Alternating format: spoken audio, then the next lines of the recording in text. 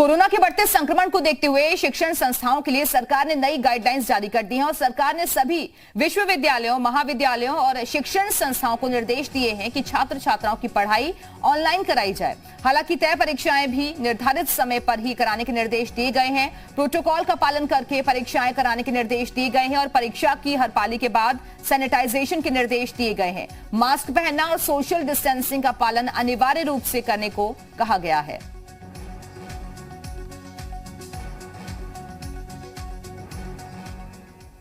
UP में भी corona की रफ्तार बढ़ती ही जा रही है और गुरुवार को 24 घंटे में 2600 नए मामले सामने आए। अपर मुख्य सचिव स्वास्थ्य का कहना है कि बुधवार को 24,135 सैंपल की जांच हुई और सर्विलांस की कार्रवाई लगातार चल रही है। 3,16,42,220 घरों का सर्विलांस हुआ है और अपर मुख्य सचिव ने लोगों से अपील की है कि वैक्सीनेशन में जरा भी विलंब ना करें। 45 साल से ज्यादा उम्र के लोग भी पोर्टल पर जाकर अपना पंजीकरण करवाएं।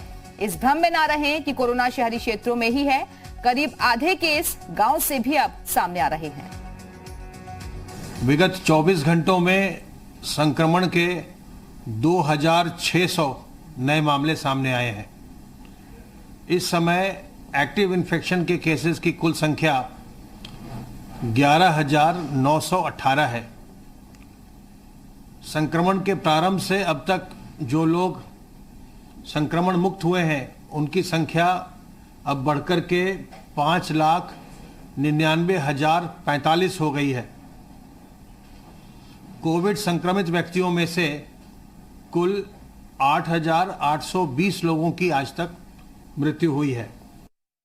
प्रदेश में 1,24,135 सैंपल्स की जांच की गई और अब तक कुल मिलाकर 3,49,22,434 सैंपल्स की जांच की जा चुकी है।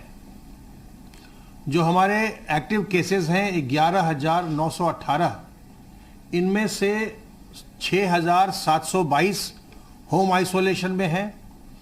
287 निजी अस्पतालों में भुगतान के आधार पर अपना इलाज करवा रहे हैं। वाराणसी में कोरोना वायरस का संक्रमण बढ़ने को लेकर डीएम कौशल राज शर्मा ने नई गाइडलाइंस जारी कर दी हैं और उन्होंने बताया कि प्रत्येक व्यक्ति के लिए मास्क जरूरी होगा, साथ ही 2 गज की शारीरिक दूरी का पालन करना भी जरूरी है। इसके साथ ही सभी दुकानें और व्यापारिक प्रतिष्ठान रात 9 बजे से सुबह 9 बजे तक बंद रहेंगी और अगर कोई भी दुकानदार या ग्राहक इसका उल्लंघन करते पाया गया तो उन पर कार्रवाई भी की जाएगी। वहीं ऑटो, ई रिक्शा के चालकों और उसमें बैठी सवारियों के लिए भी मास्क अनिवार्य होगा। साथ ही कमर्शियल वाहन क्षमता से ज्यादा सवारियां भी नहीं बैठा सकेंगे।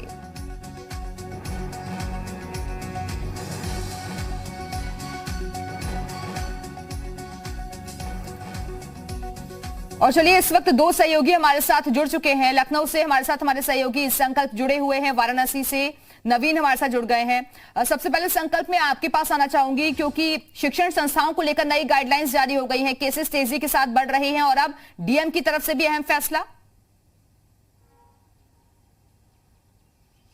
जी बिल्कुल, मैं आपको बताऊं कि कोरोना के बढ़ते प्रकोप के मद्देनजर जो एहतियात अपनाए जा सकते हैं उसमें एक बड़ा फैसला लिया गया है शिक्षण संस्थानों को लेकर के कि किस तरीके से ऑनलाइन जो है वो प्रक्रिया चलेगी। और सबसे बड़ी बात है कि जिस तरीके से पिछले दिनों में देखा गया और कल की अगर बात करें तो लखनऊ यूनिवर्सिटी में भी कई केसेस सामने आए। कई प्रोफेसर्स के कोविड पॉजिटिव होने के बाद में कहीं ना कहीं जो व्यवस्था है उसको बदलने के प्रयास किया जा रहा है, ऑनलाइन व्यवस्थाओं को लागू करा जाना है। और सबसे बड़ी बात है, जो अगर मंडियों की बात करी जाए और लखनऊ के कई ऐसे इलाके जहां पे सोशल डिस्टेंसिंग का अनुपालन नहीं हो रहा है उसको सुनिश्चित किया जाना है। वैसे में आज से एक और फैसला लिया गया है कि जो लखनऊ की थोक की मंडियां हैं वहां पे अब जो है जो खरीदारी करने के लिए लोग पहुंचेंगे उनको किस तरीके से गाइडलाइन का पालन करना और फुटकर बिक्री आज से बंद की जा रही है, ये जानकारी मिल रही है। तो ऐसे में क्योंकि अब लगातार संक्रमण का जो दर है, जो लोगों की संख्या है वो लगातार बढ़ती जा रही है। वैसे में एक बड़ी चुनौती जिला प्रशासन के लिए बनी हुई है कि किस तरीके से इस बढ़ती हुई चेन को रोका जाए। और कहीं ना कहीं अब लोगों को जागरूक होना होगा, समझना होगा कि जो भी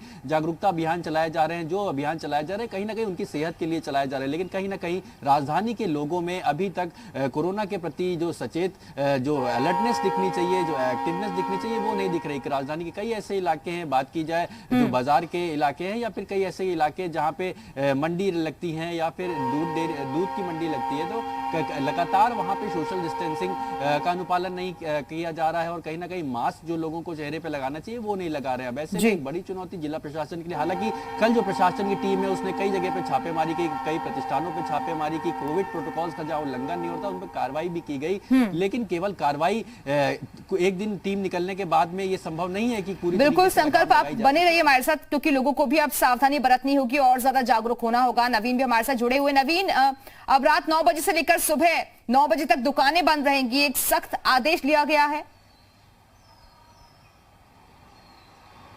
जी बिल्कुल, क्योंकि जिस तरह से वाराणसी में कोरोना के मामले बढ़ते हुए देख रहे हैं, उसको देखते हुए जिला अधिकारी कौशल राज शर्मा ने ये सख्त आदेश अब जारी कर दिया है और लोगों को ये अवेयर करने के लिए भी और कार्रवाई के प्रति भी लोगों को अब सचेत कर दिया गया है, क्योंकि जिस तरह की लापरवाही वाराणसी की सड़कों पर देखने को मिली है उसको देखते हुए इस तरह का सख्ती दिखाते हुए जिलाधिकारी ने रात 9 बजे से सुबह 9 बजे तक दुकानों को बंद करने का आदेश दिया है। इसके साथ साथ जो दुकानें अब खुलेंगी 9 बजे बाद, उनमें तमाम तरह की जो कोरोना की कोविड की गाइडलाइन है उसका पालन करना होगा, चाहे वो मास्क हो या फिर सामाजिक दूरी हो, उसका खास रूप से एहतियात बरतना होगा, अन्यथा उसके खिलाफ कार्रवाई होगी। इसके साथ साथ जो ऑटो चलते हैं उनमें भी जो यात्री बैठते हैं उनको मास्क लगाना होगा और उचित जो भीड़ होती है, जो काफी ठूस के बैठा देते हैं यात्रियों को, जो क्षमता होती है उस क्षमता के मुकाबले भी कम लोगों को भी बैठाना होगा। तो जिला प्रशासन ने सख्ती दिखाई है। अब देखने वाली बात ये होगी कि इस सख्ती का किस तरह से पालन किया जा रहा है, क्योंकि जिस तरह से अवहेलना लगातार वाराणसी की सड़कों पर देखने को मिल रही है। कल वाराणसी में 196 कोरोना पॉजिटिव मरीज सिर्फ शहरों तक ही सीमित थे, लेकिन अब केसेस गांव से भी सामने आ रहे हैं और इसी वजह से और ज्यादा सख्ती भी देखी जा रही है, नियमों को और ज्यादा तेजी के साथ आगे लाया जा रहा है। बहुत बहुत शुक्रिया आप दोनों का हमारे साथ जुड़ने के लिए और ये जानकारी देने के लिए।